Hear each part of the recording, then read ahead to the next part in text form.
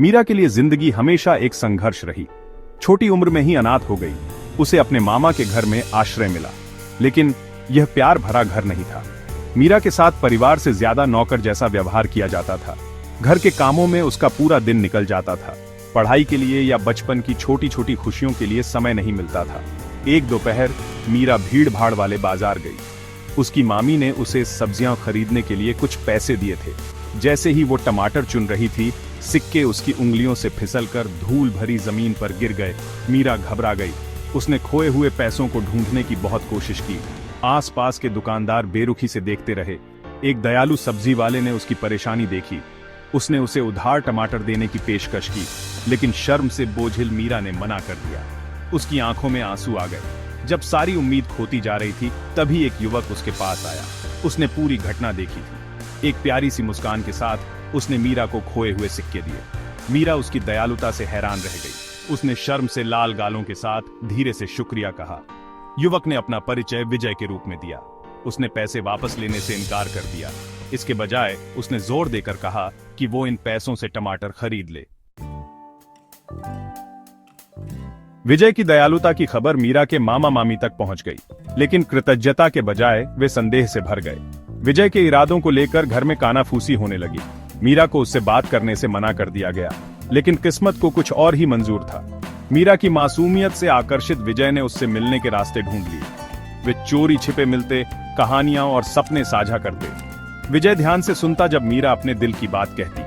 वो पढ़ाई करने की, सम्मान और इज्जत से भरी जिंदगी जीने की अपनी इच्छा के बारे में बताती। विजय बदले में अपनी आकांक्षाएं साझा करता। वो पास की एक वर्कशॉप में मैकेनिक का काम करता था। उसका सपना था कि किसी दिन उसका अपना गैराज हो।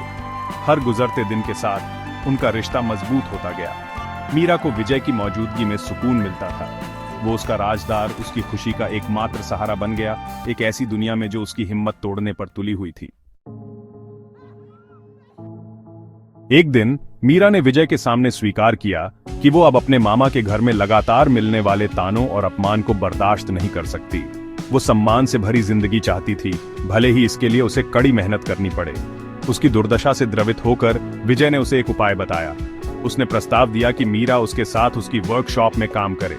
वो उसे मैकेनिक के बारे में सब कुछ सिखाएगा। मीरा पहले तो हिचकिचाई।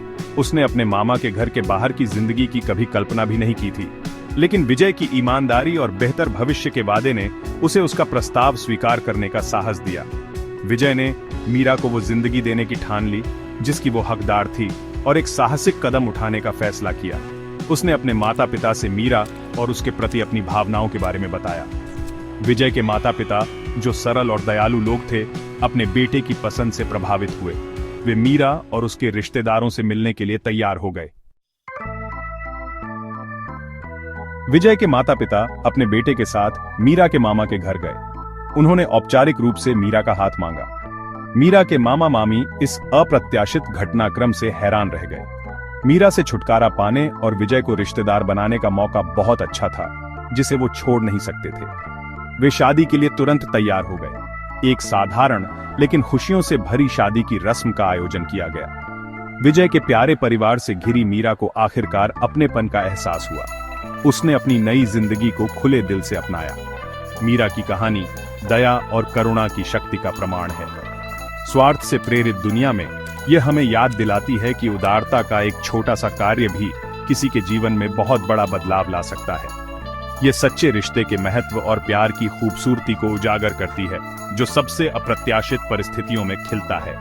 एक अनाथ घरेलू नौकरानी से एक प्यारी पत्नी तक का मीरा का सफर आशा की किरण है, जो साबित करता है कि विपरीत परिस्थितियों में भी प्यार और दया एक उज्जवल भविष्य का मार्ग प्रशस्त कर सकते हैं।